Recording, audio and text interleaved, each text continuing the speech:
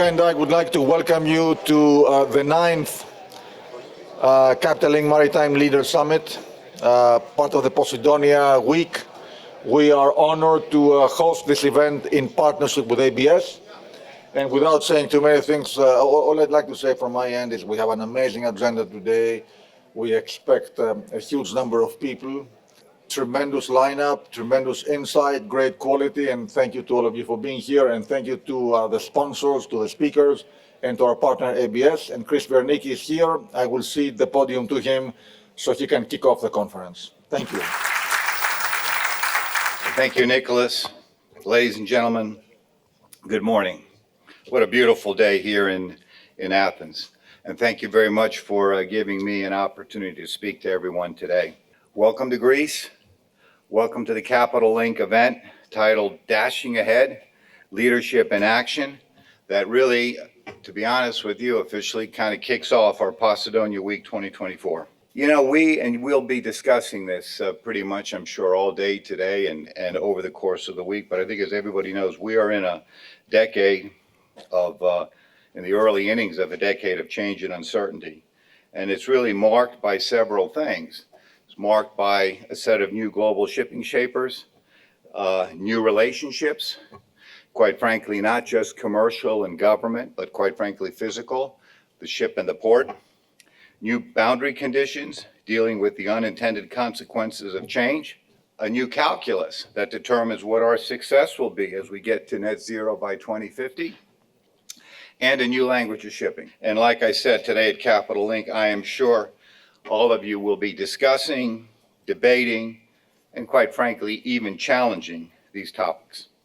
I think everyone in this room by now is fluent in the new language of shipping, which is CO2 per ton mile. And that's, of course, driven primarily by the carbon intensity indicator, or CII.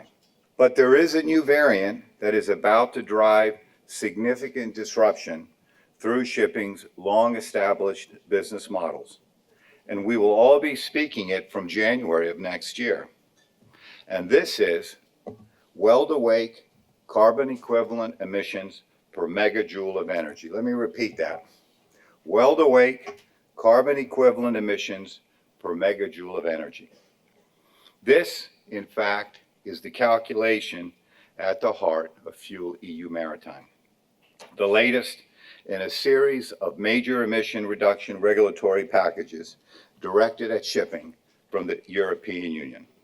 Only this one has a lot more teeth than EEXI, EEDI, CII, or any other of its predecessors. Employing a ratcheting effect every 5 years, this regulation shrinks the quantity of weld-awake greenhouse gas emissions than can be emitted per megajoule of energy used on board before there is a compliance cost. This creates a new hurdle to clear every 5 years to avoid an emissions bill. But its potential to drive change lies in the way it turbocharges the return on investment in alternative fuel technology. I'll give you a couple examples.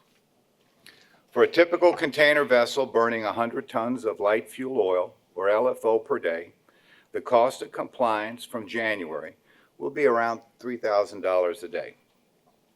That's a compliance bill of around $150,000 on a typical 50-day round trip from Europe to the Far East. But this is just the gentle on-ramp of the legislation. From 2030, costs start to rise significantly until by 2035, this same example, this same vessel is incurring $20,000 a day, or around $1 million on a round trip to Shanghai. By 2050, the daily cost is $100,000, and this is only if the voyage begins or ends in the EU. If it's an entirely intra-EU voyage, quite frankly, you can double it. A ro-ro ferry shuttling between European ports on LFO could well rack up a daily bill approaching $250,000 next year, rising to well over $9 million for the same scale of operations by 2050. However alarming that may sound, The legislation is designed, in fact, to ensure few are, in fact, ever paying the more inflated sums that build up the path to 2050. It aims instead to drive fundamental disruptive change, to reshape the industry around us well before that time and reward, in fact, first movers on emissions reduction technology. Let's take LNG, for example. While it initially performs well under fuel EU, that can actually quickly change depending on the engine type and the resulting methane slip. Some engine types, in fact, rapidly attract greater emissions charges. However, if you switch your fuel to a blend of 30% bio-LNG, and you can potentially sail penalty-free until 2045. That's the regulatory stick. So what about the carrot? Here they have several options. First, Fuel EU incentivizes wind-assisted propulsion. Depending on the propulsion potential of the technology, you can expect to see no costs from Fuel EU until 2030, and then only at half the rate of an unassisted vessel up to 2035. This is even if you burn the same amount of LFO. But as the wind is now contributing to your propulsion, you could actually be paying much less and crucially generating a modest compliance surplus. The same is also true of drop-in biofuels, where diluting your fuel mix with, let's say, waste cooking oil at the rate of 2 to 10% could see your vessel compliant for years. At the level of 30%, you could be fully compliant until 2040 and generating a very healthy compliance surplus. So you can see promoting the use of onshore power supply in main European ports is in fact also a cornerstone of Fuel EU. And so the carbon intensity of the electrification supplied at berth is rated as 0 under the regulation. But one of Fuel EU's biggest incentives, outstripping even the stimulus for green or e-fuels on individual vessels, which see their greenhouse gas emission cut in half until 2034, is fleet pooling, meaning operators of vessels burning green methanol, ammonia, or hydrogen will generate massive compliance surpluses. And it is in the regulator's plan for pooling of these surpluses that the game-changing nature of Fuel EU is most quickly and clearly revealed. Compliance surpluses generated when vessels undershoot the greenhouse gas intensity limit can be linked, in fact, to other vessels with a negative balance, which have therefore built up a compliance deficit.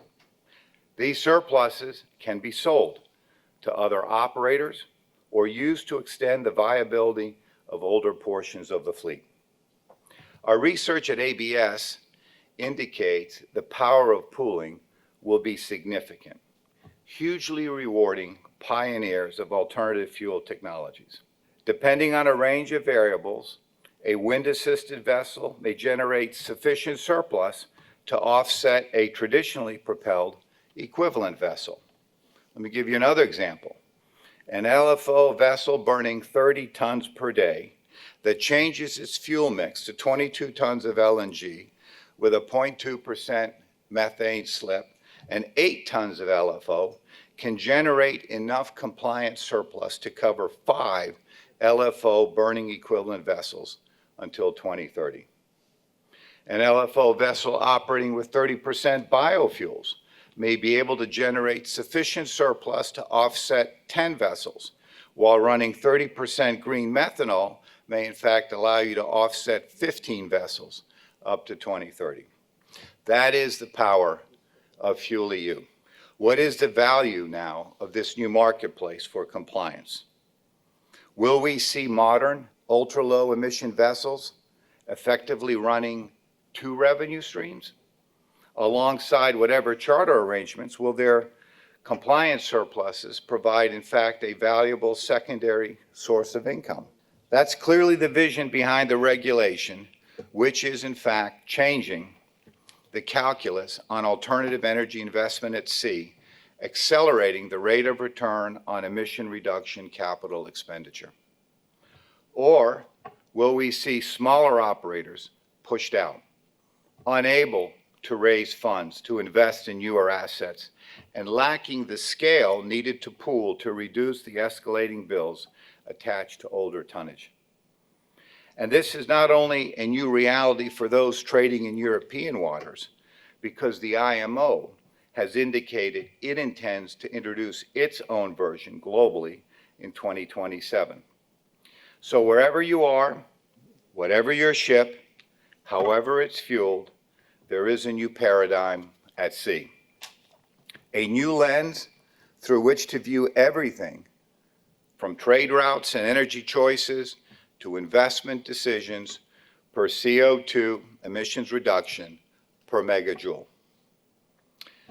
Finally, as I conclude, amidst all the profound change that will be driven by this simple equation, we must never lose sight of the safety implications triggered by rushing to adopt new technologies and operational strategies.